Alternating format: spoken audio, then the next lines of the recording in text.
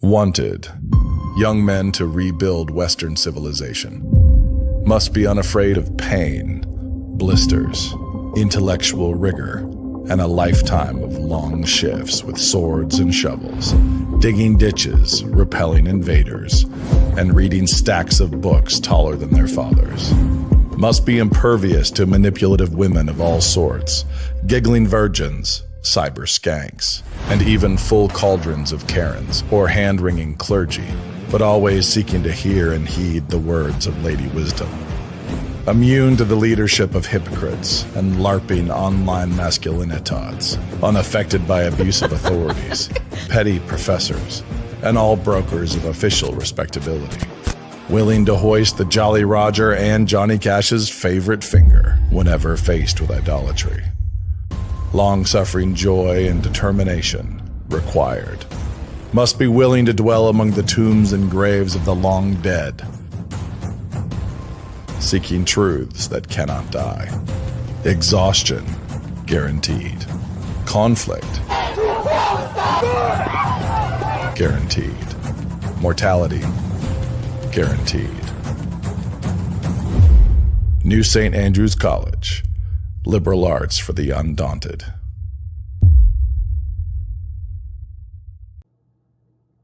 Welcome to Cross Politic.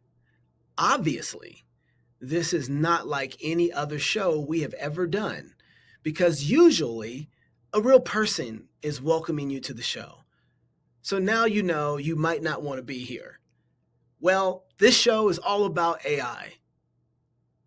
And we are going to not debate it. I'm going to show you some tools on how to use it. So buckle up. This should be really fun. That's not true. When I recorded that, the show was different. Really? The show was different. Yeah, the show was, I wasn't going to debate AI. I wasn't planning on having some sort of like, what's the ethics of it? What's the theology of it? Yeah, I was just going to use it because in one sense, I'm already past that. I'm done. I'm not debating it anymore. Why can't we just do that? But because the reason why we can't do that is because let me tell you how the show came about. Welcome to Cross Politic. We're doing a very different show. We lay back, kicking it, grab your computers, grab your cell phones and all the AI products that you have. If you don't have any, go to the App Store and wait till we tell you which ones to get. We're going to go through a lot of different stuff. I'm going to ask questions. I'm going to answer questions. Pastor Toby's going to answer questions. I am. You answered a lot of questions today. Okay. And so we're just going to run through a bunch. Can I use AI to answer them? You can. I was hoping you would. Absolutely. So let me tell you how the show came about. A friend of mine by the name of Nate Spearing. Bring Nate Spearing in here. We have a whole bio for Nate Spearing, but I'm just going to say it real simple. Nate Spearing is a very deadly man, used to kill people for the American government. That should be enough. Not dainty man. No, dangerous. Dangerous? Very, very dangerous. Deadly? Man. Yes. Yeah, I actually was hanging out with Nate here in Moscow not too long ago, having a cigar with him. And you ever had that moment where you know, like, this guy could kill me, like, with a blink of an eye and not even think twice about it? Yeah. And you know how let me tell you why I thought that, because Nate's talking, we were having this conversation. I can't remember how it came up, but Nate was like, oh, they talking about shooting. Well, shoot, I don't mind. I like being shot at. Who says that? Nate Spearing, ladies and gentlemen. That's who says that. Right. So anyway. We were talking about taking the churches to the unreached and not the way away where they're way at a comfortable distance, but a couple blocks over from where we all live and we don't want to go. Right. And having the guts to go there, even if it's a little bit of a culture shock and getting uncomfortable.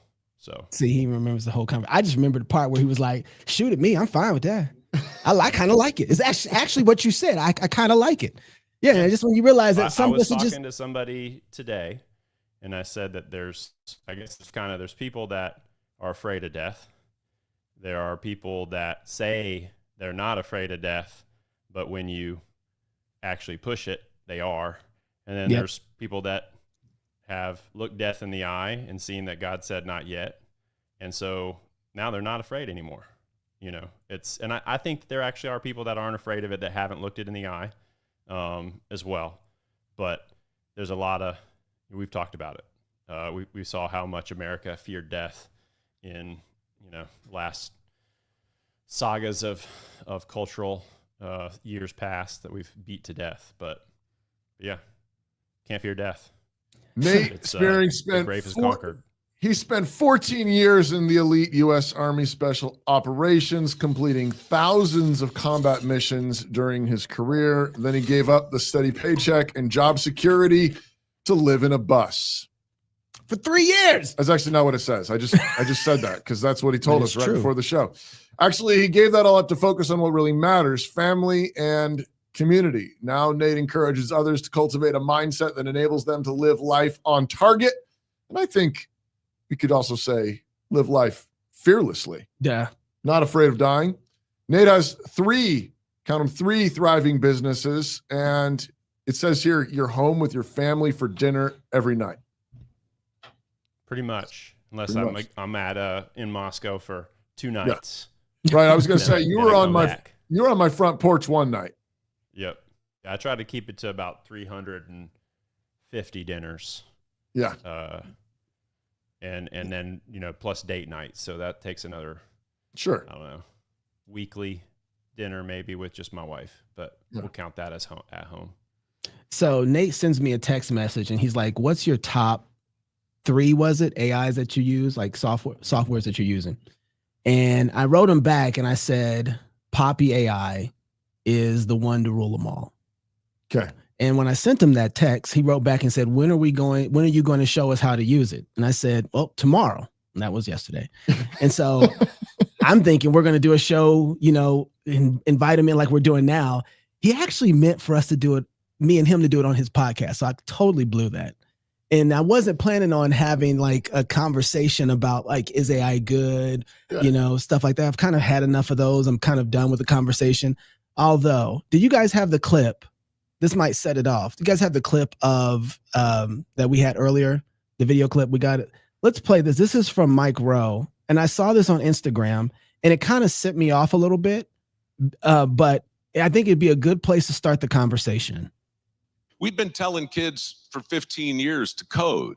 Learn to code, we said. Yeah, well, AI is coming for the coders. They're not coming for the welders. They're not coming for the plumbers. They're not coming for the steam fitters or the pipe fitters or the HVAC. They're not coming for the electricians. Yet. Like I agree with Mike Rowe. Like Mike Rowe is right here. Right now the industry is crying out for, 500,000 people to flood inside the industry right now for work for construction workers. Like it's looking for them. It's necessary. They can use 90,000 right now. We have a depletion in skilled tradesmen right now. Nate, you're in the industry, you're in construction industry, you know this already. I don't have to tell you this. It's necessary, it's needed. But it's not, if you're a coder out there and you're messing with AI, you're realizing that it's becoming more of an asset and a tool to you rather than a replacement, right? It's helping you do a lot more. And so you still need coders, even though it's replacing a lot of average, unskilled, unthoughtful people inside of the coding industry. But it's not replacing coders who are well gifted at what they do and understand what they're doing. It's just clearing out the average and the mundane, right? So most of the coders that I'm talking to, they're not really afraid. The good ones are not afraid of their jobs being taken from them in this point. Making their work faster. They're working faster, better. They're becoming far more efficient, far more skilled, because it still takes intelligence in order to be able to do their job. There's a lot of things that's still connected to that. Now, it's going to have a massive effect on the industry. But if you're not paying attention to what's happening in all industries, AI is coming for every industry. It's not, one industry is not going to be left untouched. If you're not paying attention to the self-driving trucks, if you're not paying attention to the concrete robots that are there to level out the concrete, the robots that are actually masons right now, they're bringing them in and the guy's able to do, they're lifting, they're putting the blocks on, they're setting the whole thing up. If you're not paying attention to the ones that are rocking, the ones that are doing electric, they're out there and it's coming. So it's going to be a part of every industry. It's going to affect every industry. So you're not going to be able to run from it. We have a window now where a lot of the simple tasks that we have for the white collar jobs, that's going to get overrun by AI because that's where it's starting to learn to walk, right? Those tasks are going to be taken up. But the tasks that construction is doing, it hasn't reached there yet. But China is already sending out bots to do people's laundry and cut people's yards. And we already have self-driving lawnmowers that are cutting people's yards. It's coming. So it's not here yet, but it's definitely coming. And so not to be involved in, like in the same way we're telling coders to code, the ones who learn to code really well are going to get a lot of options in the future with jobs, what they want to do. Right. And their job probably might even expand beyond that, where they become the manager of multiple AI coders and agents. Right. It's going to be the same thing in construction in the moment here. So it's not, so I really appreciate Mike Rowe. I think he's right in learning the skill, because you learn the skill, you're going to be the one saying, I still understand construction. I know how long it takes a job to be done. This is how we manage the robots that are with us. This is how we check the work. All that stuff is still going to need human agent in one point. But to act as if it's not coming to your industry is really foolish in one sense. And so anyway, and you probably want to say something on this, because you're definitely in the construction industry. You know how much you guys need people, but AI is not stopping at white collar jobs. Yeah, and I guess a lot of the things that I've seen, the robotic apparatus that can come and build a block house in one day. So it has a big arm. You load the pallets of block in there. It does the polymer adhesive, sets the block, and basically perfectly erects this house. There's guys trying to 3D print stuff. There's, that's one of the reasons why I have stayed in the remodeling industry. And a lot of people avoid remodeling because there's such a huge people factor there. 5 to 7 times more customer management is required when you're working on somebody's house, when they're living there. And a lot of people run away from that. And instead of embracing, and my joke has been, I'm a therapist first and a contractor second, or, a counselor. Because you come into these houses and there is not a well-ordered home. Some of them are. Some of them are but there is idiosyncrasies there. There is emotion. There's not a regulated. Just the overall, we're inflammatory, emotionally irregulated society. So having somebody to come in and manage a construction project, but at the same time manage that household in some ways, and operate inside those rhythms. And it also makes it harder to have a robot do that, because you have imperfect existing conditions versus a flat piece of dirt and something that's on a CAD file that's not going to really have a lot of variance. There's going to be weather, there's going to be environmental conditions, but the variables are less than an existing. So in some ways, I've strategically targeted that segment. The homes are the oldest that they've been in U.S. history on average. They're about 70 something years old. So the way that God set up things, the environmental effects on them, people not being able to, the way real estate prices have increased and looking to improve where they are versus move. But that being said, I use AI every single day, and it is in communications, it's in contracts, it's in just proofreading stuff before I send it out. I use Plaud on the back of my phone when I go in to do a consultation. I have a recording and transcript of all my meetings. When I use Microsoft Teams, I am recording and transcribing the meetings so people on the team can watch it, and also I can summarize the to-do list with it. And there's so much in construction. A lot of it is 90% of it's business and 10% of it's technical. In some of my experiences, that you have to do so many things before you actually start swinging the hammer. And so I think that those are that business management, the communication, the logging of necessary information, all this kind of stuff that, and I'm able to go in and have an 1.5-hour meeting, come back to my office, download the transcript, and send out a 1-page email summarizing the meeting, putting this is what I'm looking for you, this is what I'm going to do for you. And I have to edit it. Still has to be reviewed, and I have to, it sometimes messes which part of the conversation, but that's why I reached out too, is I'm always looking. I think that there's in any industry, you have people that are doing it. Oh, I'm going to do it the hard way, like it's the better way. while people are learning to innovate and people are learning to get better. So that's why I reached out to you is even if we're not doing the same thing, I see you posting a lot about using tools and trying to do it. And I'm willing to, just like when you read a book on a particular subject, you're usually going to get a couple nuggets that dramatically impact how you live your life.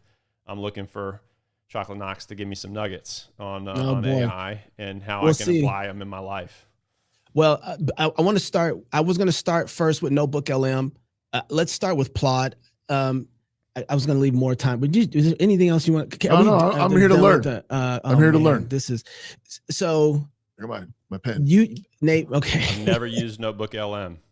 So okay, we're going to get there, but I want to talk about Plaud first because you brought it up. Plaud. Plaud. Oh, Plaud. Plaud. Okay. Everyone in business should have one of these. There's two different types of Plauds. Okay. One of them is just a little, what'd you call, like a tablet looking it's piece. about the size of a credit card. Well, that's the other. That's the second one. Oh, okay, you're talking about the one that goes around your neck. Yeah, there's one that you can wear like a necklace. It's just looks like a little tablet. Okay. And it's small. You have one on now? I have it in the other room. I usually keep it. Guys, go grab my Plaud in the middle of the desk in the other room for me. Okay. It's really small. You put it on the table. You can clip it on yourself. You can wear as a necklace. You can wear as a watch or a bracelet. Okay. And it records everything that goes on in the room. And it's just a recording device, and it's one that's really made to be very sensitive. So that one just records you and everything going on. If you have, when I wear it, and if I'm brainstorming, yes, go ahead and bring it up to me. I'm brainstorming. I have ideas. I need to think through something. I have this little thing right here. Ooh, it's almost went in my drink. This is the Plaud. This is the first one I recommend. It's got like a clip on it. It's got a clip on it, but it's also magnetic, so you can pop the clip off and put it on anything that's metal, and it'll stick to it. Yep. Okay. And you can record with it. All right. That recording goes straight to your phone. Okay. And so then you take it, and there's an app that you can say, it will give you a summary naturally. It'll mind map the conversation for you. And while you're recording with it in your phone, you can pull up and you can text and say, what was it that the customer was saying? Or what was it that was said about this, that, or the other thing? Or you can say, you can have in your head a system of things to do. Like, for instance, let's moms in the kitchen. All right, I'm trying to teach my next kid how to be able to understand the structure and the workflow, what goes on in this kitchen. And they just plug this in, put it on them, clip it, hit record, lay out everything that they say. This is how you do it. This is the form in which you do it. You get done with that, hit the stop button, go into your Plaud, and you say, create a instruction manual of how to operate in the kitchen for the kids. Now what you have, right, a systematic structure of how you operate, and you've done, and it's just that simple. Okay, this is how we do laundry. I'm just giving you ideas of simple ways that you can use it every day, right?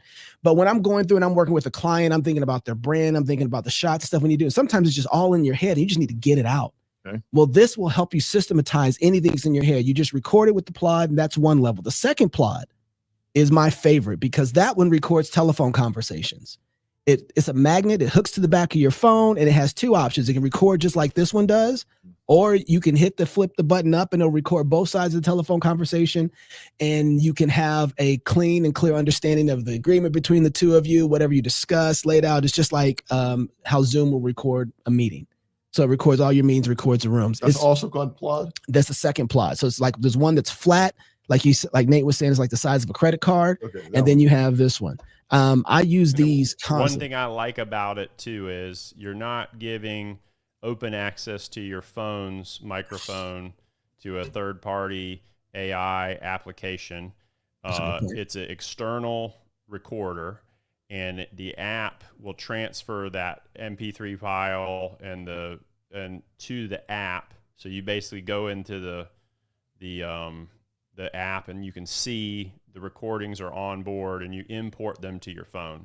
So, not that your smartphone that you're carrying isn't always listening, always gathering information to sell things to you or whatever. But when you're kind of getting a bunch of these apps and saying, hey, I want to access the microphone all the time, I want to do this, like the fact that it's external, I kind of like that additional control that you have to, and you also can just record a bunch, and you don't have to process them all. So there's I think you get, was it 6 hours or 12 hours or something like that of, it's a a decent amount that comes just as a base subscription to transcribe it, to turn it into stuff, but it saves a step because it's all there. And I think I pay imports $79. right in. I have whatever the large plan is, like $79 for the whole year. And I have not yet run out of, I record every sermon. One of my favorite things to do with this is at church, as soon as the sermon starts, I hit record. I record the whole thing. And before he finishes, giving us the commission, I already have the sermon notes. I already have the breakdown. I already have the study. I already have the verses. I have all that ready to go in a review for myself. And you can take that and you can send that copy of the audio recording, the transcript, the mind map, and the summary to anyone who you want. So that's really. So, I mean, on this, I mean, this is probably like, so here's the pastor coming out of me. It's like, I'm thinking, I think recording conversations is kind of a, is a little bit fraught.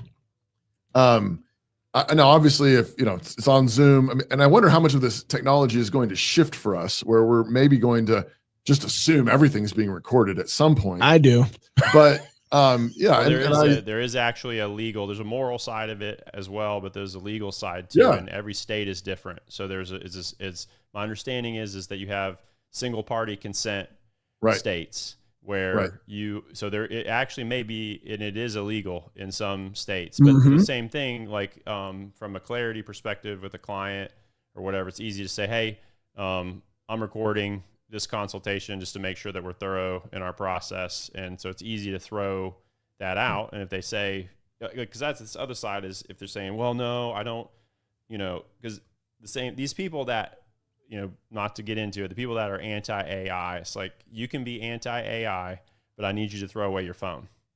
Like, if you have a smartphone that you've been using this, you've consented to most of this stuff, and there's obviously far reaches of this thing, but I think that the sermon's being live streamed generally. So it's not like a conversation's being recorded that isn't already being pushed to the internet.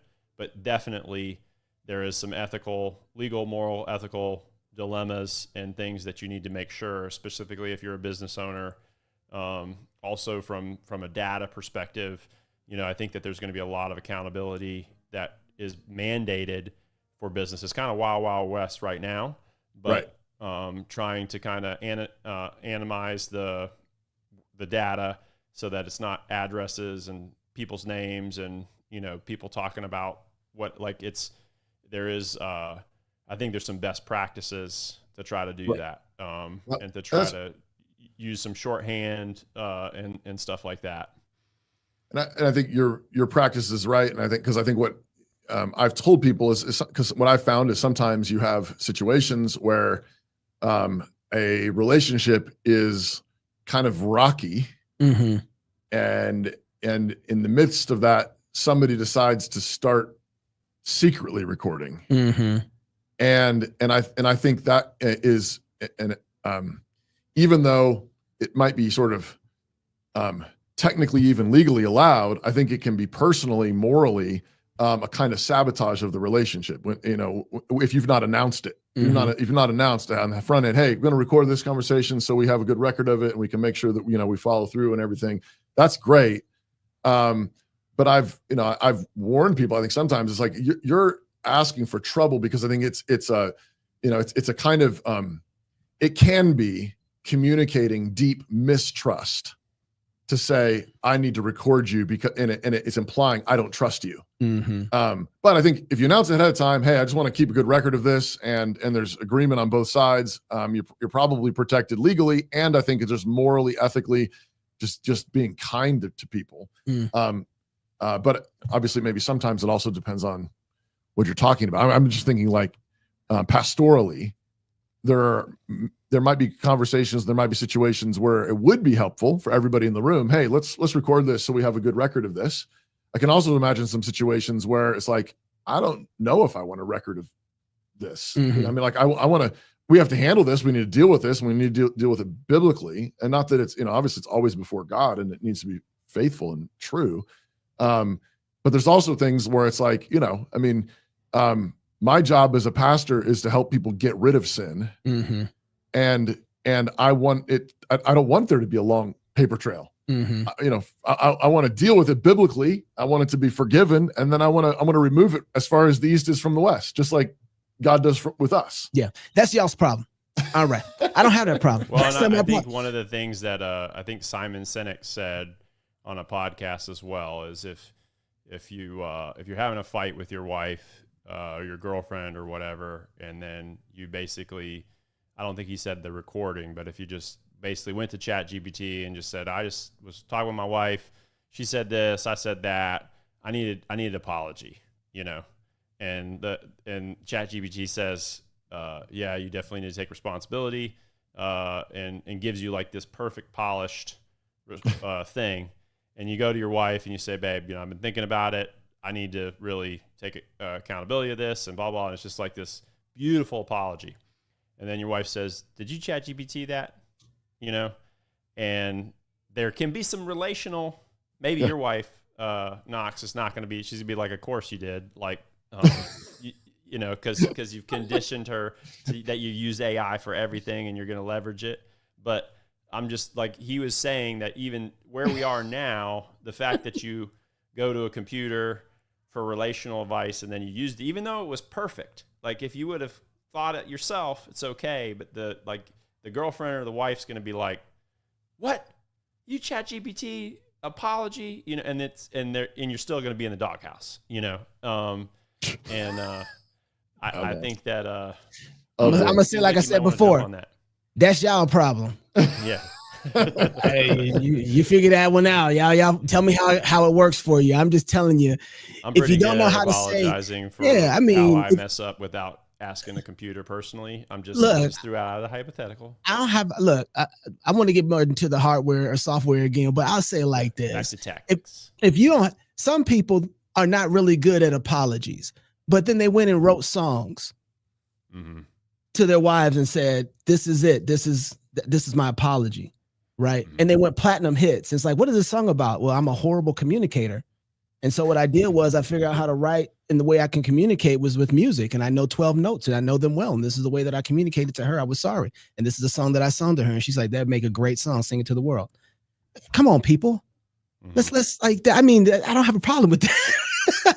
Right. I don't have a problem with that. Now, the question would be like, do you believe that? Like, like, is that real? This is, anyway. So that was Plaud. This is going to be long. I see right now. We ain't going to get through this. Next. Okay. Next. NotebookLM. Now, if you're not using NotebookLM, you need to be. NotebookLM. NotebookLM. Guys, if you can, I think it's up here. Go ahead and share my screen. NotebookLM. Ooh. There it goes. All right. So this is NotebookLM. Google makes NotebookLM. I know everybody's freaking out right now. Oh, Google. I don't like Google. Okay. Every area of your life already, guys. Thank you. Okay. Thank you. But let me say this too. This is why we need to care a lot about free market.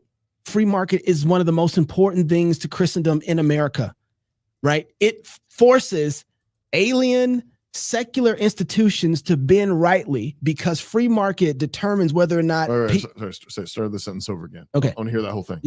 Free market capitalism. Yes. Forces alien secular institutions to bend the right way. Okay. Because if it doesn't work, they don't make money.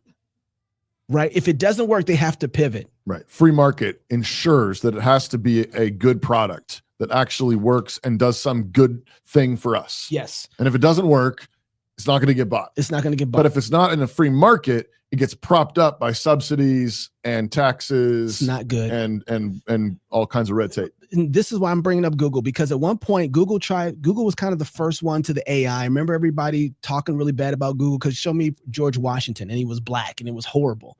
And everybody kind of was like, I'm not messing with Google. It gave ChatGPT a chance to rise because people started realizing that the sources were coming back better than what was coming up from Gemini. Okay. And people slept, and they actually had to close down part of the AI department because they were woke. It was so bad. It was so bad. It didn't work. It didn't work. And so they couldn't, nobody wants that. If you can't give me back a true resource, I'm not going to pay you the money. Right. Well, Google started getting to work and they started coming back and they're working really well right now. Gemini 2.5. You go woke, you go broke. They knew, they figured it out. Market. They figured, and ChatGPT rose so fast, they said, we have to figure out how to capitalize on the market. So this is Gemini. Gemini is fantastic because what you can do is you can take any PDF works that you have, any book work that you have, any written work that you have, bring it into here. And this is just from business earnings report from top 50 corporations right here. I'm just going to click that real quick. These are all the reports on the left side that they have in here. They might be able to put more than 20. So before I can only put 25 books, looks like you can put a lot more in here. So these are all these sources that they have that generates this report for them. Q1 reports from the top 50 corporations, April 17, 2025. What you can do with that is over here on the right-hand side, it says audio overview. If you click that button, it starts putting together for you a podcast. And that podcast, it determines like how long is it, just that quick. It put together a 19-minute and 32-second podcast in English after I click this button. And so let's just see. I just want to hear like, what is it? How does it start? Just so you know. Do we have the audio for my piece in there? You The dropped all Q1 these 2025. Say that again. You dropped all these reports, or this is just a This is just a sample. This is what's on their site. There's articles and stuff they know that I like. I pay attention to this kind of thing. And so they're saying, oh, here goes something that you might be interested in, right? It's their For You page. And so they already had it loaded in there. And so I just, okay, there goes a summary of it. I can, inside they have notes that are here. If I wanted to, I can create a briefing doc. So here goes them talking about this real quick. I just want you to hear a piece of it. Earnings reports and webcasts from some really big global companies, all sorts of industries here. Yeah, quite a mix. So we're going to take a deep dive into just these sources today. Think of this as like your personal shortcut to understanding what's really happening out there, straight from the people running these huge operations. That's right. So that sounds good. So that's all AI. That's all AI. And that's summarizing all those reports. It's summarizing everything that's in this corner. I'm scrolling up all these reports, everything they have, it gathers together and it summarizes it for you. And so that's not even the crazy part. That's not even the crazy part of this, because I want to show you the crazy part because I have some other things in here. Okay. So I did a thing with Jason Farley on Gnosticism. Now, I took his whole document. This is only one source, but in this source, it has his whole podcast that we did, his talk. You see, I'm just scrolling through. This is his whole talk transcribed from 6 episodes. Okay. And so I had it do basically a audio overview of that podcast. It turned out to be 28 minutes and 4 seconds. This is the part where it gets super crazy. Okay, so let me go back to the studio. So this is this is the transcript from the 6 shows you did together. Correct. Discussing Gnosticism. Okay. And so it already has the audio overview. Like really digging into this idea of being religious, not just spiritual. And for this deep dive, you shared Jason Farley's podcast series. Okay. So it's got everything that's going on there. Uh-oh, here we go. So like really digging into this idea of being religious, not just spiritual. Oh, hey there. What's up? So listen, I'm doing a podcast right now with a bunch of my friends and you guys are, just stop. I hear you jumping in with here. Oh yeah. So I'm doing a podcast right now with a bunch of my friends and I want you guys to tell everybody in a short sentence what it is that Gnosticism is, and just give me a short summary of what Jason says it is for everybody who's listened to the podcast, for the millions and millions of Cross Politic fans.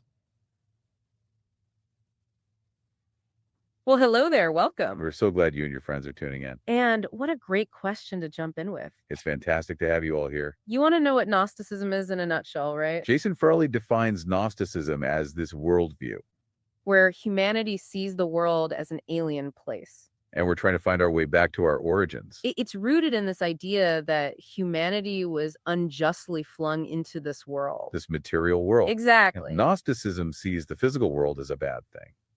A kind of prison for the soul. History is often seen as an illusion in Gnosticism. And institutions are automatically suspect. So it's all about escaping this. Suspect, yeah. So imagine taking something like, I don't know, quantum physics, and communicating back and forth with a workbook and saying, I don't understand quantum physics. Tell me quantum physics and something physical that I know, like I'm a 5th grader. Yeah. Like I want to learn quantum physics. So if you have some of the best books you can generate on quantum physics on the side there, that's great. I have my theonomy one, right? So I got some books from Gary North's website that I put together, gave me a 17 and 22 second podcast, and I can generate audio overview. Now, if you're using, this is why Gemini is really cool. So I'm trying to figure out. So yeah, here he goes. So I did a whole breakdown, a deep dive. This is taking us from Gemini, taking us from NotebookLM. LM. Okay. Yeah, NotebookLM. Okay. Go get it. It's fantastic. Your kid should be able to learn this. I did this with Alex. We were going through some math problems. Like, okay, let me find the book that your teacher's supposed to be giving you, and let's put it in here and let's start talking back, because I don't understand this and I need to know what's going on here. So let's work through this. NotebookLM helped us pass with a very high passing grade. Fantastic. What? So, and I don't mind paying tutors. It's your tutor. Yeah. For whatever subject matter. And exactly. Pick it. 24 hours a day, 365. You can ask these questions. They're not getting tired of your questions. You can run it, load stuff into it, and discuss it. Take your P&Ls. Drawing from the larger source. Take your P&Ls. Right. Take your own data from your bank account. And it's like, okay, what am I spending it on? How much money is being wasted away? What do I need to cut from it? So there's different ways to do this, but I'm going to get back to that in just a second. So I did a deep dive on Gemini. Deep dive is probably one of the most powerful things you can have done with the AI, because I wanted to understand now, you just said Gemini. Yes. Is this Gemini? This is Gemini we're looking at now. NotebookLM is Gemini? NotebookLM is connected to Gemini. Okay. That's what I'm going to show you. NotebookLM is a separate AI software, but part of it is integrated into the back end of Gemini, so that when you do an audio, the AI modeling that for Google, and it drives all the thinking here. Okay. And so I listened to a podcast talking about the fact that Netflix went to Blockbuster to figure out, how they could work together, and possibly bought by Blockbuster for $50 million. Blockbuster laughed at Netflix. It's an amazing story. A Diary of a CEO is where I saw the clip from. And so it made me go back and say, I want to understand the deep dive of how it was that Blockbuster came into power, what was their strategy, and then what ultimately caused their fall. So I went to Gemini, I typed that in. I actually audibly communicated to it, and it gave me back this wonderful deep dive. But I did this, and deep dives take a little longer to produce. But when I did this, I didn't have time to read the whole thing. I was leaving for work in the morning, and so I had to get the kids out, and we're leaving. And so I said, okay, create an audio overview for me of the deep dive that you just did. Okay. And so it gives me this. Where is it at? Where we go? No, that's not on your screen anymore. Uh-oh. Are you still trying to share that? Here we go. I'll share this right here. There we go.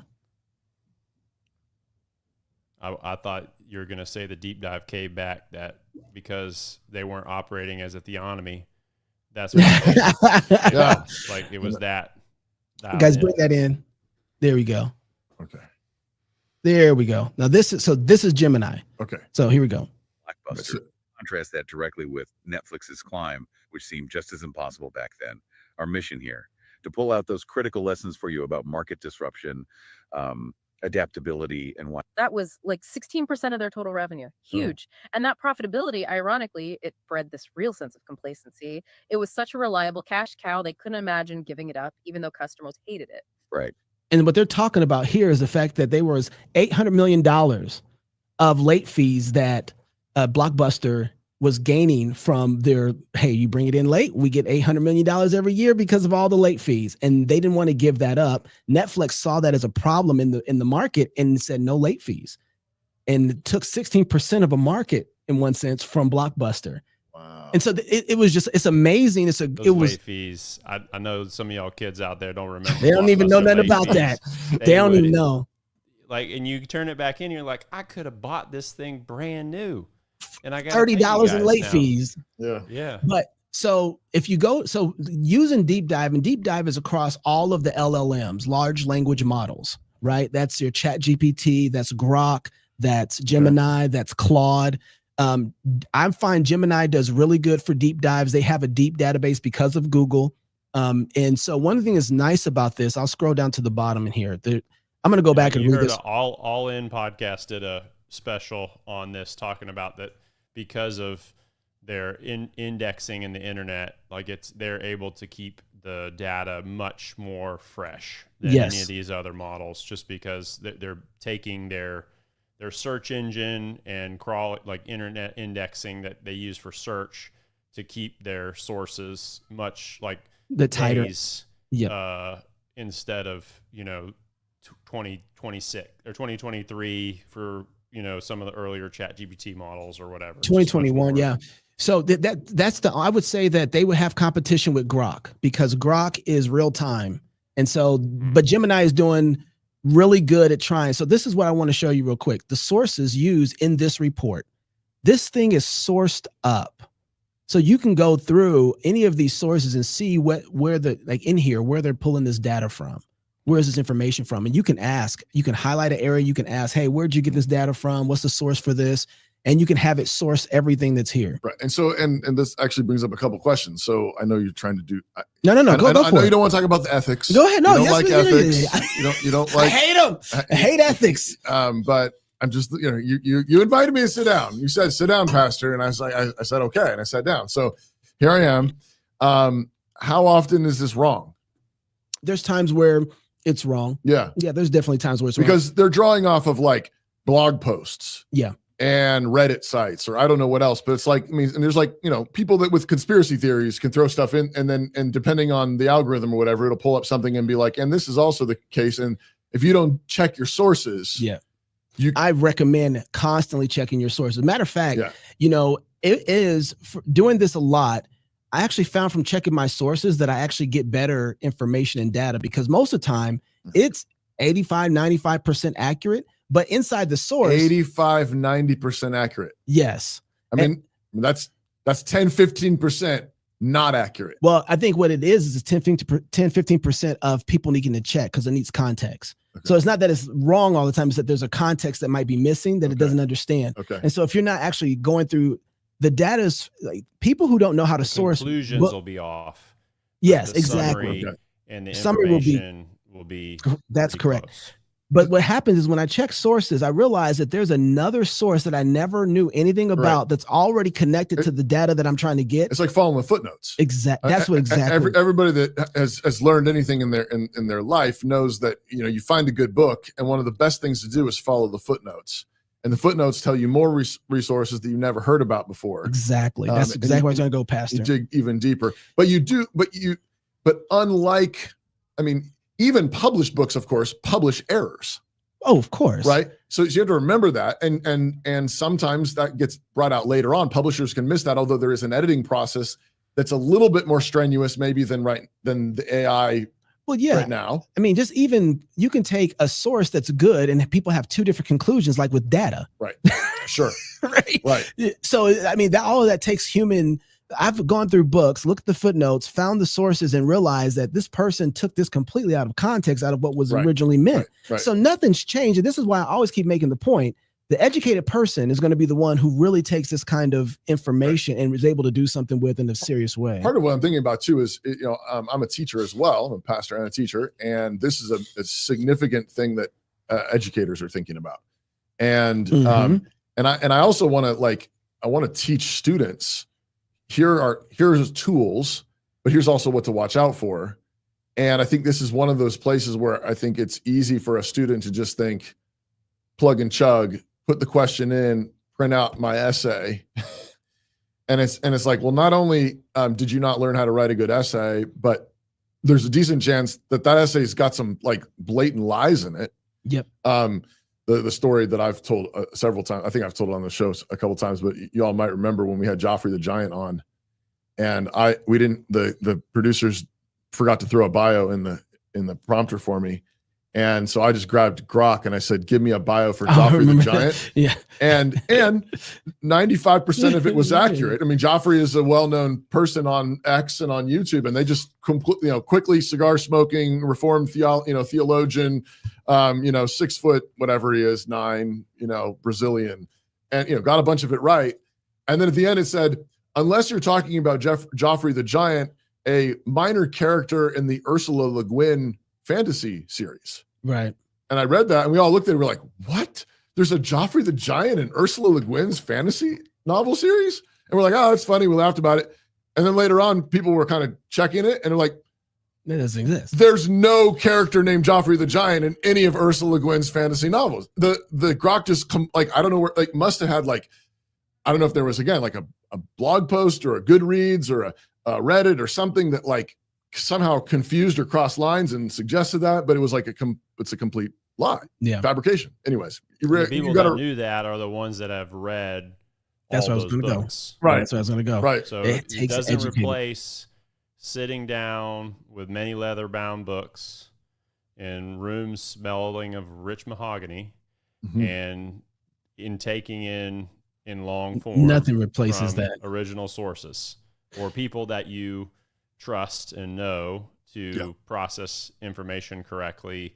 And this is essentially why you sit under certain pastors, is you're basically getting that guy's entire methodology and amount of time that he's spent in the Word, all the relationships that have mentored and sown into him and helped form his approach to dissecting the Word of God and bringing it to you in bite-sized forms. And you don't have the ability to go out and check your pastor on every single thing. That's why you find the guy that you trust and you see the quality of his life and you say, I'm going to trust this guy to go to the Word to a level that I never would and bring me truth and bring me wisdom and informed conclusions because I've seen how he does it. So if you guys, can you go back to my screen? I want you to share my screen again. I want you guys to see this because I'm going to do the next thing here. Yeah. NotebookLM. We start with that first. It's a really valuable product. This right here, Gemini. I know people. There's better AIs than Gemini. I know. I'm just showing you kind of what's available connected to NotebookLM. So you see this deep dive that I have. It took about 7 minutes, I think. And it's long, right? It's super long. Is that the deep research? This is the deep research that it did. Dive. Correct. Okay. Yes. So this is long, right? So, I mean, it goes on for a minute. So I'm going to go back here. I'm going to highlight everything real quick. I'm going to copy it because the next thing I want to show you is Poppy. No, not yet. Poppy is the one that rules them all. Gemini or Gamma. Gamma. Oh, app. Gamma. Gamma.app. Okay. Now this is presentation moment. So I've been taking my kids and having them use this so they can go back 20 years before they were born, learn about the 20 years before they got here in 4-year slots, 5 4-year slots, and present it to the whole family. Where it turns out since I got 7 kids, they're kind of 2 years apart. There's a lot of overlap. So we had to figure that part out. But they've been producing, you can see here, the 20 years before they got here.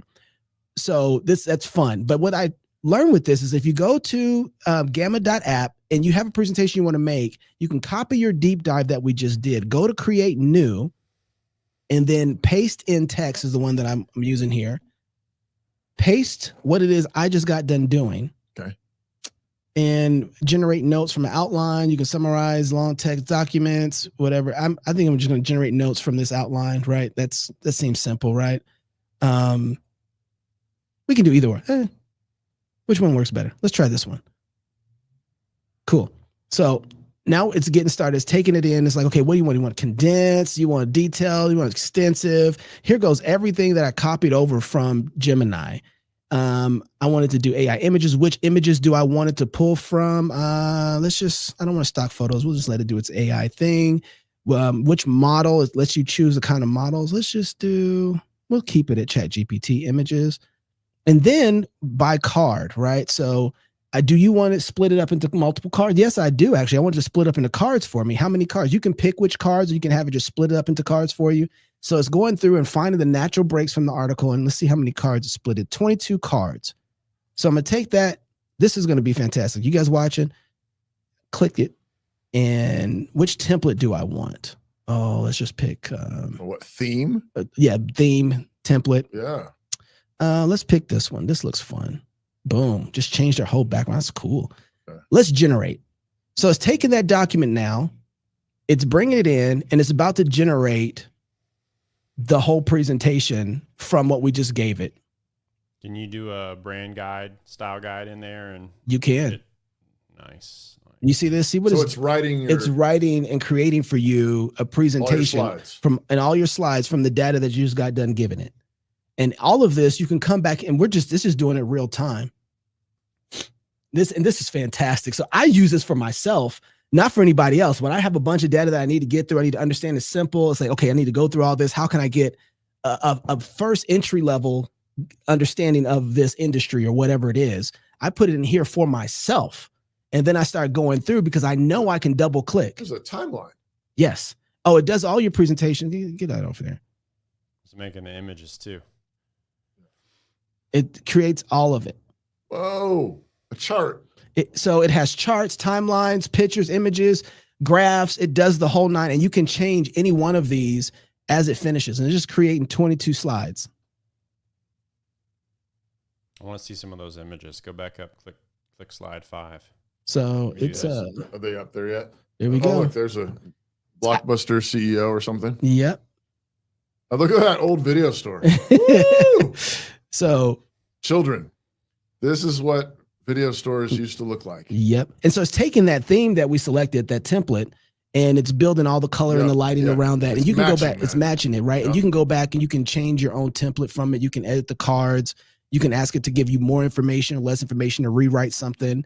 But I want you to see just how fast it's building all this out. Like just all this data that you gave it, it's making it visual just that quick.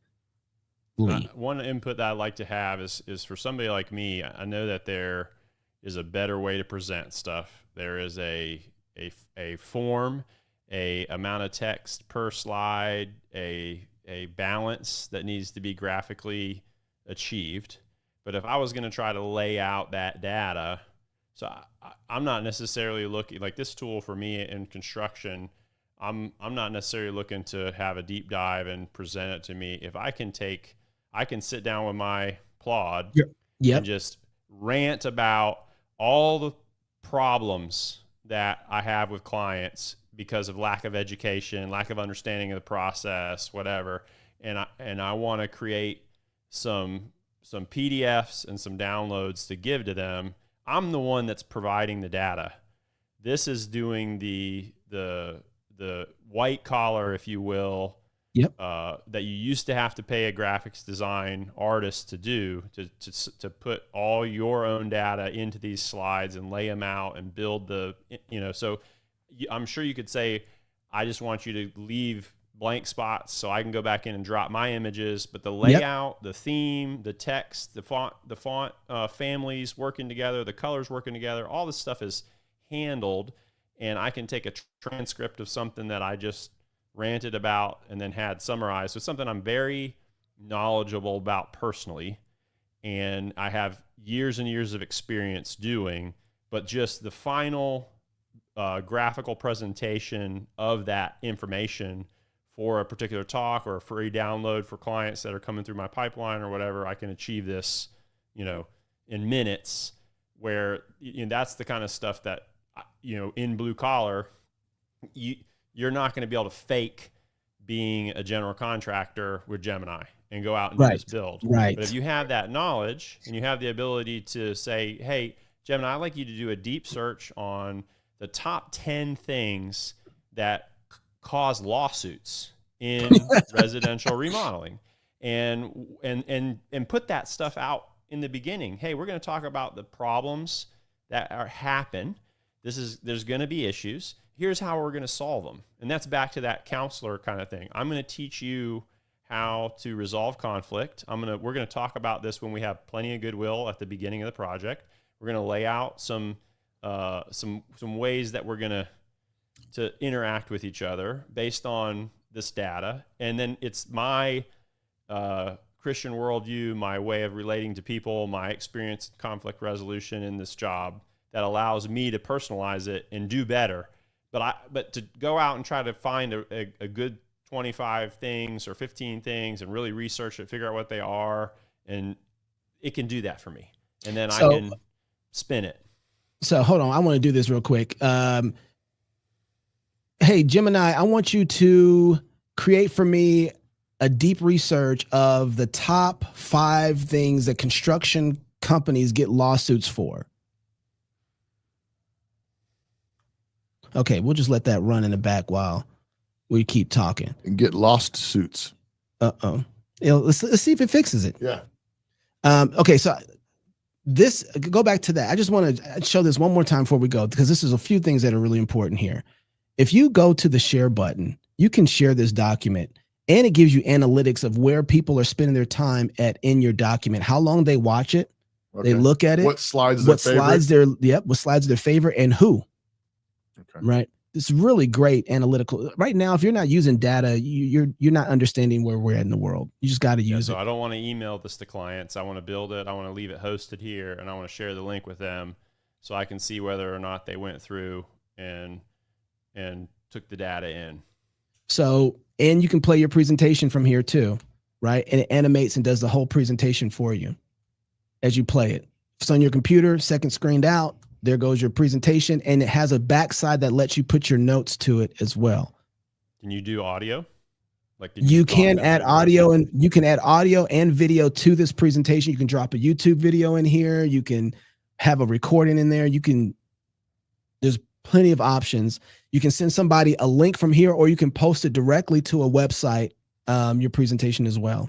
So this Gamma app is huge just for doing presentations and getting out. There's so many different, I can spend a whole hour just telling people how to use Gamma, but it's out there. Use it. It's fantastic. So we got Plaud. 2 kinds. Yep. We've got some NotebookLM. LM. Got it. And Gemini. Yep. And Gamma. Yep. That's it. Let's see what it does. Identify the top 5 largest. I'll share the screen. Top 5 largest construction companies globally based on the most recent annual revenue rankings. List the companies and the sources of the ranking. It's doing. It gave you the summary of what it's going to go do. It hasn't started doing. I mean, I don't think you have to do deep research on this too. No, I was just. Yeah, this is great. I want it. Let's start it. We'll come back to it. Let's do Poppy while we're waiting. Okay, we'll go. So now it's doing the deep research for us of what Nate was just asking about. Construction companies' legal losses. Yep. Here it goes. So we'll come back to this. Let's go over to Poppy real quick while that's doing its thing. All right, I'm really excited about Poppy. Poppy Gotta open AI. Getpoppy.ai is what this is. Now, if you're going to write and you want to use AI for writing, ChatGPT is Grok is, I think Grok Heavy. I haven't tested it yet, but Grok Heavy is I think probably the most profound AI out there. Grok Heavy? Yes. So it's inside of Grok, but it's the most expensive version is $300 a month.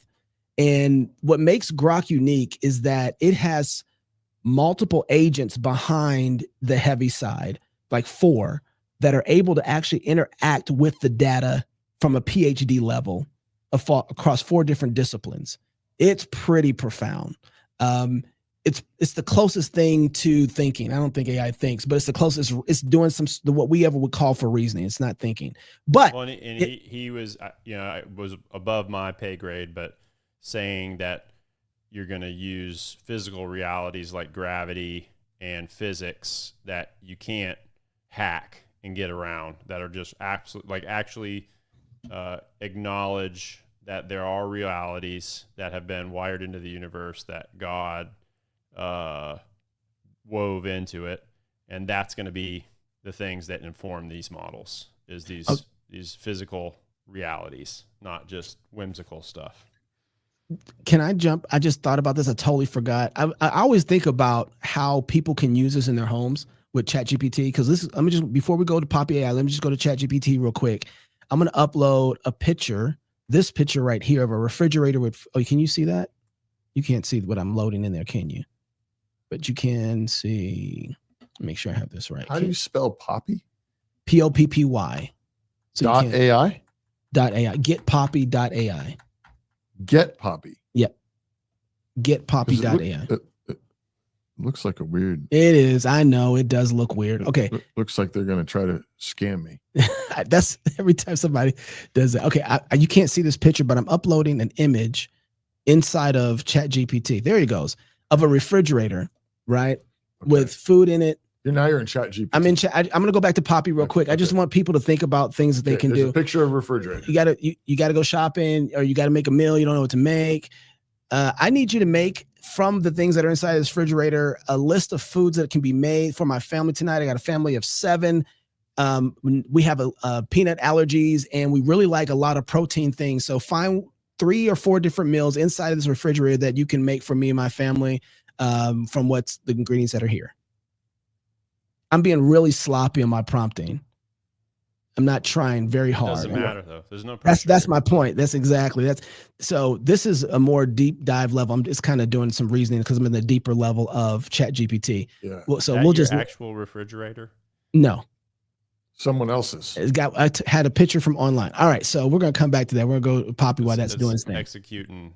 It's reasoning. Homemaking at a PhD level, right there. So the reason why it's taking so long on this is because I'm making it do a deep dive. Okay. And so I didn't switch it back to the normal. Otherwise, it would have been here goes 5 or 10 different, So I'm just identifying ingredients. Yep. Right. So it's going through the process of seeing what's in here and seeing the kind of meals we have. It's taking all that. It's going to make its own little setup. But imagine taking a picture from your fridge and you say, I'm gonna go grocery shopping. And in that process, before you get there, I need to know what I don't have in there. This is what I like to have. You can just have this conversation with it. I'm trying to introduce to you the understanding of multimodal. Multimodal is the idea that you can have glasses that have video on it. You can take a snapshot of it and it can communicate to you in the moment what you're looking at, the information behind what you're looking at, the history of it, and how does it connect to something else that you might want to look at or engage with. I'm going to the grocery store. One real world application I did for this is I had a bunch of extra drywall at my house, and it was in five different piles. And I just said, hey, I don't know how this happened, but I need you to get you guys out here to take it back. And I didn't get a chance to count everything in the stack. That's great. And I took a photo of the truck as it was leaving and just said, ChatGPT, how many sheets of drywall are on this truck, so that I could check my invoice for credit and make sure that I got 59 sheets. And it told me 59 sheets on the truck. Basically, I got literally as I was driving away, I zoomed in, took a shot of the stack. Wow. And was just like, hey, and obviously it's not going to be, I could go in and manually verify if they didn't credit me back or whatever, but I was able to just kind of I wanted a quick idea of what, and I think you could do that with, we have an Airbnb. I want to try this because we're always, think people are stealing our books. So I want to take a photo of the whole bookshelf and be like, who took a book, what book missing or whatever of these different rooms, and just be like, hey, you stole our Chronicles of Narnia off the shelf. Well, and multimodal is going to do a lot more. There's all sorts of things that when you start putting augmented reality with multimodal AI, what you're going to get is, hey, I don't know how to change my oil. Could you show me? Think of Iron Man and Jarvis, where you actually can have a visual explode in front of you and the pieces right there. Grab this piece is underneath here. This is what it looks like. Take these bolts out. And you can start doing that from multimodal augmented reality. That's where we're about to get to, right? Is where you can see the plane. And I have a lot of clients that are visually, I'm trying to integrate the glasses where you can sit in your kitchen. Yes. And I can say, this is what it's going to look like. Look around. Do you like that? Should we push the wall back? And literally right there, drag the wall over, move it out of the way. Cause that's, you get this kind of industry standard is you get an architect. Yes. He listens to you talk for a little bit, goes away for a month and a half, and then sends you a revision. We want to change that. Okay. I need more money, right. And we'll get a second revision, and it takes a long time. I can get a CAD model rendered, and with the LiDAR sensor on my phone, get a CAD model, sit down with a client 3 days later with their actual as-built kitchen and modify their kitchen live with them in person or virtually over the phone. I can send it to a guy overseas. I can do it myself. And all these different technologies it's 100% AI is helping model that. That's what's driving that taking that 3D cloud and turning it into a drawing. Here he goes, guys. It's Right. turning Bring my screen around up. products faster Right. and upsetting the industry standards. There you go. So this is that picture of the There's refrigerator. a picture of the refrigerator. Gave me a breakdown now. Cheese, garden, vegetables. I can't read. My guy, I need glasses. Cheesy garden vegetable something berry bowls. Okay, I guess we can make berry bowls. We got 18 eggs. Tomato marinara. Shush. Can you ask it put a circle around the ingredients for the cheesy garden thing so I can find them in the fridge? We'll do it. Where can I find the cheesy garden stuff at?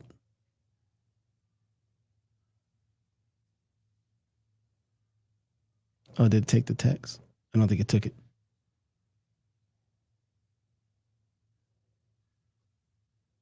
Where can I find the cheesy garden veg at?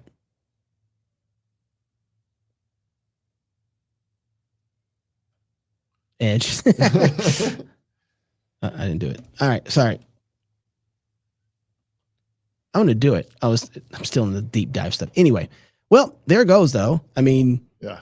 You got to do gives you a poppy. recipe. My wife is at the restaurant asking me to come on a date, and you're dangling Poppy in front of me. I'm sorry. I'm sorry. You're Well, that's keeping on it from you, his wife. bro. That's your problem. I'm gonna No, ChatGPT. Can you give me a text message?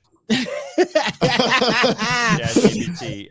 So blame it on I'm Knots. on with Cross Politic right now, and I messed up. All right. State All night. right.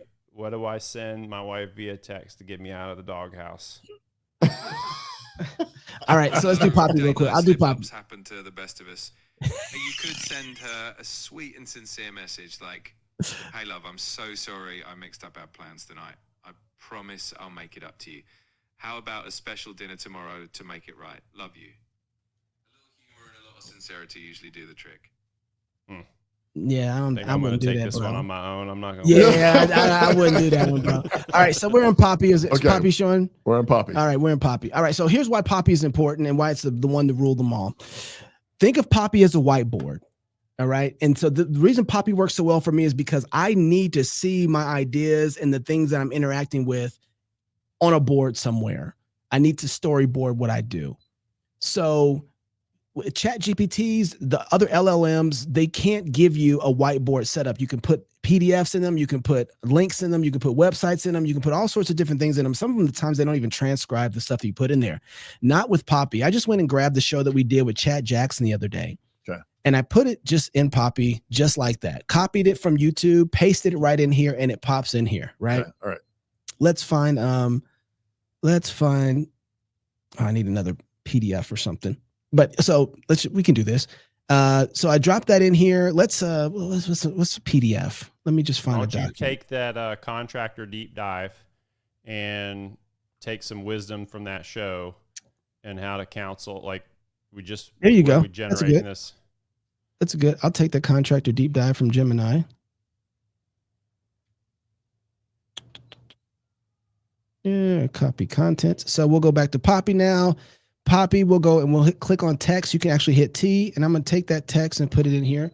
Boom. There it goes. The text in there. You can take anything. You can go to YouTube. You can go a website. You can do anything that you can grab. You can take screen grabs and put them in here, right? Okay. And so you have all this data that you're working with. And then if you hit C in here, a chat box will be popped up in here, right? Okay. And so in that chat box, you have a couple different things available to you to use for the reasoning. You have Claude, both versions of it. You have O3, which is ChatGPT, all the versions of ChatGPT, and you have Gemini 2.0 and Grok 3. I know they're going to get Grok 4 in here really soon. So you can choose based off of what you're doing, who you want to do the heavy lifting. I'm going to just continue using Gemini. And I'm going to attach these boxes to the chat box. And now I can prompt inside of here what it is that I want. Before I go do that any further, I can prompt in here anything that I want to prompt from the data that's on the left side. So it's pulling primarily from the data with the workhorses of the chat GPTs or the LLMs. Okay. And I can also take my website that I have and say, hey, I want my website to resemble this website, do a deep dive of how they've decided to build their website out and give me a protocol to build my website based off of their standards, right? I can do that.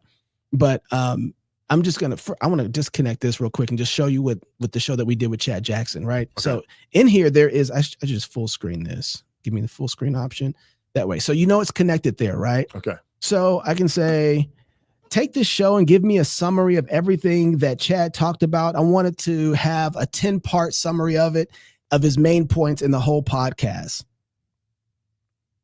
So just do that. It takes that and it starts breaking down the summary from that YouTube video into the chat. And it's using Gemini 2.0 to do all the thinking and do all the work. So imagine for a second, though, that you can take Nike's brand work and do a deep understanding of their website and their branding, and then say, I want to take the Nike's brand work and I want to apply it to my own brand that I'm building. Or a construction company. Here's the top. We just did that deep dive on the construction companies, didn't we? I want to take here goes.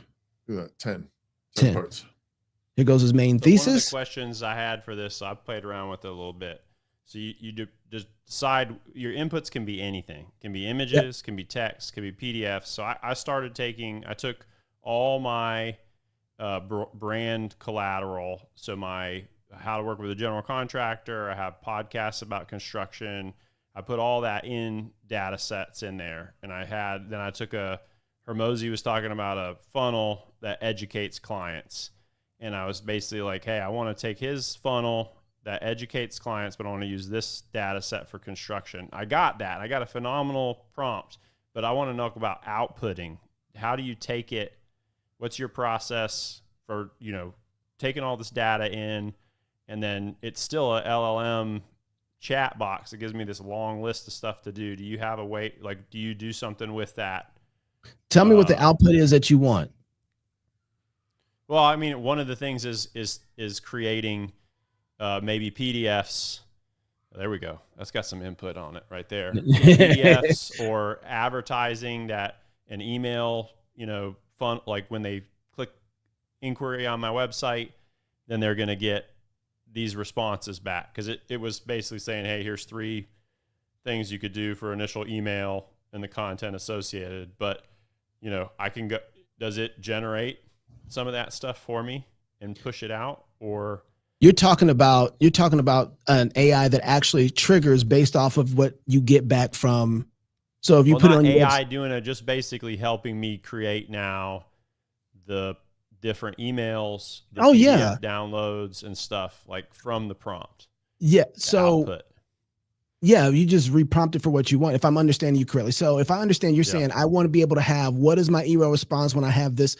What I would do is I would take the email that I actually get and I say, based off of the data that I have that are inputs, and I would have the right inputs of people who I trust to write the best type of emails or what's best practices. I do a couple deep dives. The process, right? Cross-reference it. And then I would take maybe some of the YouTube videos or LinkedIn videos that I could find that people talking about how to make sure you have a better click-through rate in your emails, the whole 9. And I would take and put that in the input so that, but I would make a whole different chat, put that in there from the data of the other chat and say, now I want to work through emails. It gives me that deep dive. You basically create a board for each of these segments that it's telling you and give it new inputs. And you have one specifically for each part of that whole comprehensive plan. So right now, if I want to, I can actually hit C in this one. I can hit C in this one and create a whole nother chat, right? You see that? Yeah. And I can connect what I want from here. Let me zoom in a little bit. What I want from here to that chat. Getting a look inside your mind right now. That's a scary place to be, bro. And there's data over here. Here's what's really nice about this. Talk us through how you built these different boxes of stuff. Okay, so these are groups. I can't show you some of my other stuff because that's private contractor stuff, but I'll try and work through it. These are groups. When I have a large flow of data that's around the same idea, let me see if I have one here. How to write viral videos, right? I have all sorts of PDFs that are behind here as well. And what I do is I put these into groups and then I tell what this is to the AI so it knows that all the data around how to write viral videos is inside of that group. And so I group things. And once I get a group, what I'll do is I save myself tokens, because every time you prompt, it's a token cost. I'll actually prompt this whole group inside of a text, right? So that I can have the text, so that I'm not pulling from videos every time. So I save myself tokens. So I say, I need a deep dive summary of everything in this group so that I can use it for the next chat box that I'm using. Okay, right.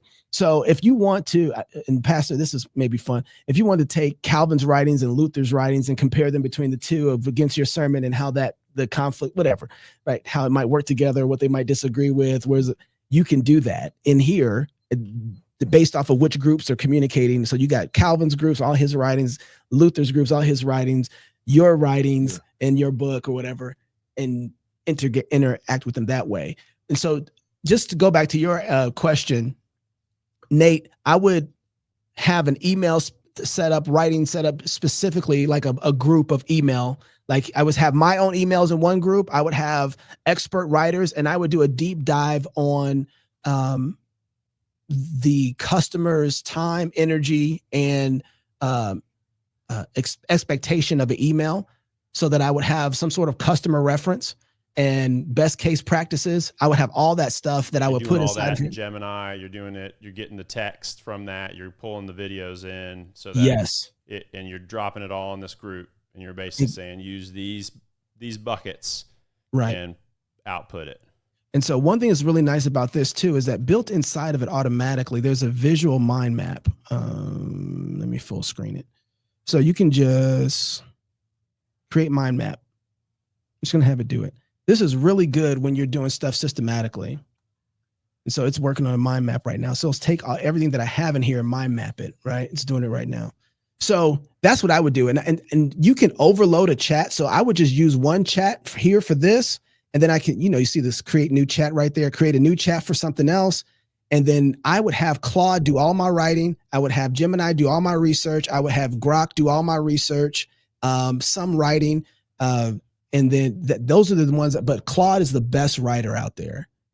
Claude is hands down writes better than any other AI out there. You mentioned Claude before? Claude, Claude. Okay. Anthropic is the one who makes it. That's different than you can Plaud. put the chat boxes out there in a flow, so you can just zoom out and have chat boxes linearly across for your process. You can have all sorts of. I'm trying to find another.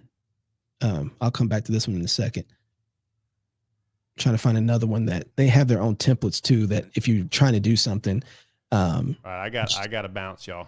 Go do your thing, brother. Thanks, Nate. You give me some more secrets. I'm gonna watch the end of this. But okay. Hopefully this is helping some people out there too. You thank your wife for letting you hang with us for a little bit, and have a great night, man. Absolutely. Good to see you. Tell her I said bye. All right. So Poppy for me is the number, and it's not cheap. I think it's like $400 a month. But it's worth the year membership because it has all the other AIs attached to it.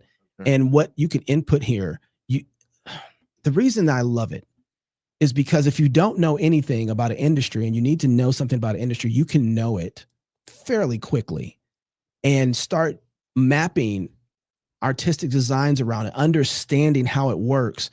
If there's YouTube videos that have influenced you around a thought you think that's really good that you want to use, you can grab those and bring those into here and create a whole new workflow based around these people who have been so 2 hour long. This is why IP is so important. Anybody who's creating any content, you can use that now.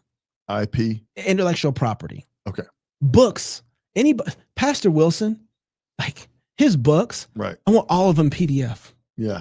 You know what I mean? Like I want all of the IP that I can get my hands on, because now I can actually engage with them in a different way. I can take and start saying, okay, I haven't read this book yet from Pastor Wilson, but here's what I'm thinking about right now, working through some theological stuff. Does he have anything on this? Oh yeah, here goes the sources. And and this is why I really like NotebookLM, because NotebookLM is not pulling from an outside source. It's only pulling from the sources in which you give it to operate. Right. So it functions like a SLM, which is a small language model, which I think SLMs, every small company or every company should have its own SLM that works, the AI that works inside for itself. Right. So NotebookLM is you creating your own language model. it's using a very limited, or just using your, okay. It's limited the input Right. to what you've given it, Okay. right? Got Very, very limited. And so it only works primarily off of that. You can actually prompt it to do other things and it won't do it, right? Because it doesn't have the input from that to operate. Got it. And so, and it's easier to cite, easier to source. It's very great resource. Let me go back up to this. I want to show this mind map real quick. Mind map. You've used that word several times. I don't know what a mind map is. Well, what it does, if I get it.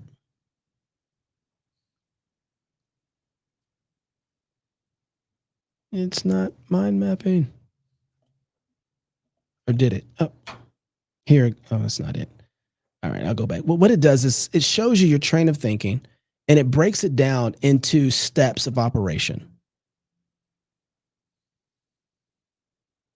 I do it here. Sorry. It's me not knowing where I was at. Oh, I think it might have been here. Yeah. Sorry, guys. I can't find where I mind mapped it. That's on me. Anyway, what you have the ability to do is it'll send you a complete breakdown and it has like a tree, right? Okay. And it shows you where your original train of thought was. That thought branched off into 4 other thoughts. Then here's the execution that those thoughts need. And so it might have 6, on each one after that. And just it completely maps out your train of thinking and it gives a logical flow to, you start at one part of the tree or the root of the tree and it brings you all the way to the leaf.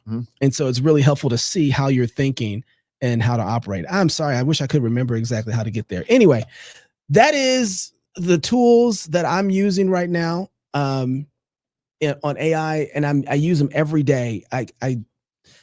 Meta AI is just, I think they're moving more towards hardware. Multimodal is going to be a real thing.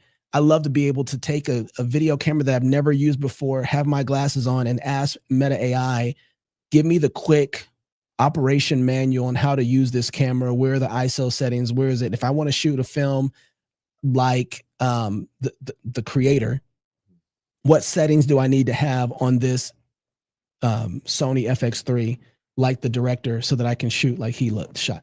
I can do that with glasses on and don't have to move.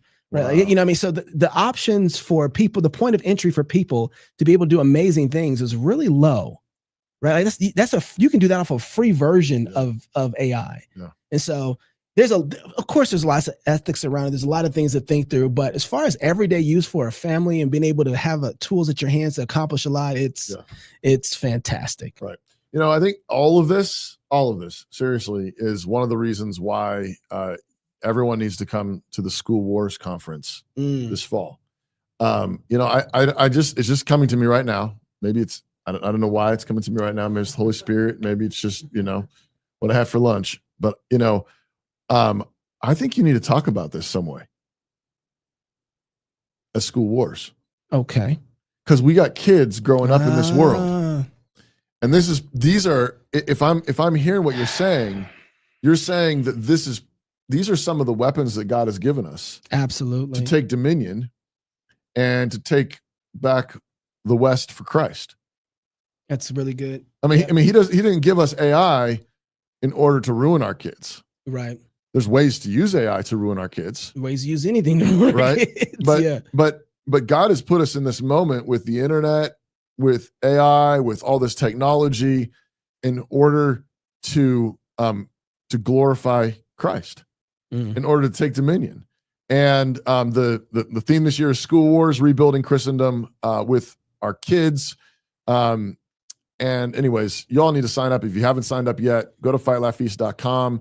Remember, you get $50 off if you're a club member. If you're not a club member, you can join and you can get $50 off for every registration of all the people in your family. Why wouldn't you want to do that? Doug Wilson is speaking. George Grant is speaking. David Bonson is speaking. Larry Taunton is speaking. I'll be speaking. Maybe we're going to get Knox to talk about AI and somehow, some way. I don't know, maybe we'll do a special lunch. Maybe we'll do a special breakout session. Maybe we'll just all corner him at the Friday night party or whatever. Yes, let's do it. Something like that. But it's like, we need to figure this out. This is part of discipling our children. This is part of building houses and cities. Absolutely. This is like I keep saying this. This is like electricity. It's not going anywhere. Yeah. And anybody who keeps trying to suppress it, I think you're going to find out that you're not going to survive in the world that's going to come. Yeah. Like this is here. You could survive. You'd be Amish. Yeah, you could. That's right. That's what's going to happen. But that's not taking dominion. Look, this is how serious this is. And I totally agree with Bonson about it's overpriced with some of the pricing and it's the rush. I totally, I'm not bucking against Bonson at all on this.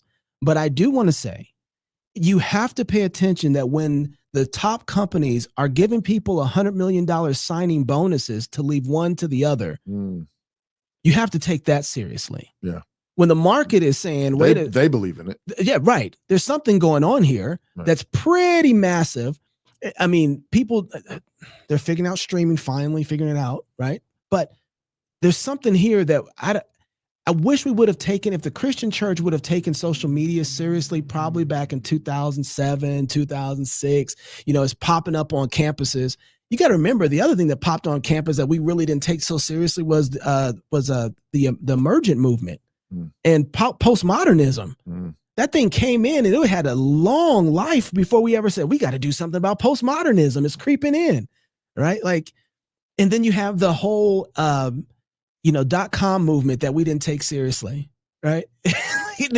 And so it's not that these things are going to be the most financial, groundbreaking things ever, but it's definitely going to reshape about how we do a lot of different things with our lives and in our world. Yeah. And it's going to touch every aspect of our lives. And to be in on it and they be able to help force the market to self-correct around good uses of these products is really important. Right.